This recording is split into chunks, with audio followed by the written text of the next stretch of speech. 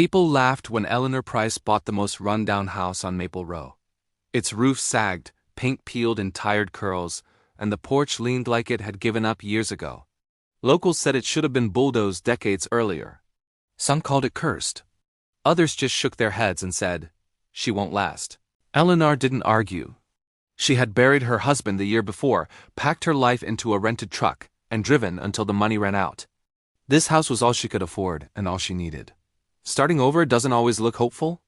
Sometimes it looks broken. The first nights were restless. Wind crept through cracked window frames, and the house groaned like it was remembering something heavy. But Eleanor had survived grief, debt, and silence. Old houses didn't scare her. She worked every day, cleaning, patching, recording every expense in a small notebook. She believed in effort, not miracles.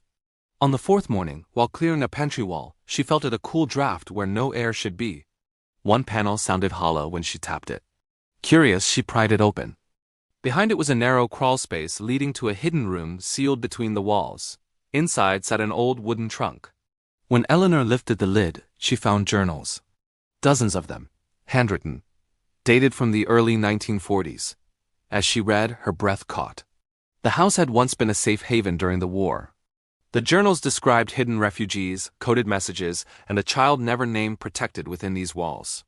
One entry ended with a quiet hope. "May this house outlive me, and may someone kind one day find the truth."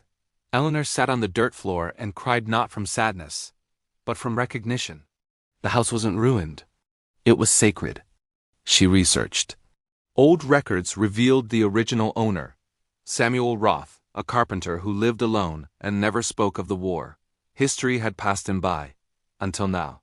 In the attic, Eleanor discovered something even more powerful: children's drawings taped to the wall.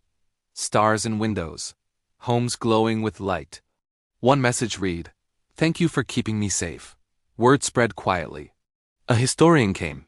Then a woman arrived at Eleanor's door with trembling hands. "My grandmother hid here," she said. "She drew stars when she was afraid." The town fell silent. The house that once drew laughter became a place of reverence. School children visited. Survivors' families wrote letters. The walls finally spoke. And Eleanor, once invisible, became the keeper of a story that reminded everyone that even the most forgotten places can hold courage, kindness, and truth. They mocked her for buying the worst house in town. But it turned out to be the most important one.